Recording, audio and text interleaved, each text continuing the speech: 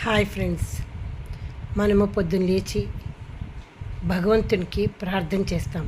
అంటే మనము భగవంతుడికి మన కష్టాలు, మన సుఖాలు, మన బాధలు అన్నీ చెప్పుకుంటాము. ప్రార్థన ద్వారా భగవంతునికి మన మనసులోని కోరికల్ని, మన మనసులోని బాధల్ని అన్నింటినీ విన్నవించుకుంటాము. ఇక్కడ వరకు ఓకే, కానీ మనం దీనికి సమాధానం కావాలి కదా ఫ్రెండ్స్. అందుకని మనం మాట్లాడేటన్నీ భగవంతుడు విన్నాడు. ఇప్పుడు ఆయన చెప్పేది మనం వినాలంటే మనం ధ్యానం చేయాలి. ధ్యానం చేసేటప్పుడు మన నోరు మాట్లాడకూడదు, మన మనసు మౌనంగా ఉండాలి.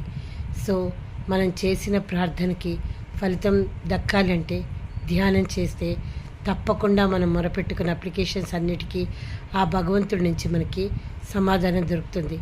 కాబట్టి ప్రార్థనతో పాటు ధ్యానం కూడా చేయండి.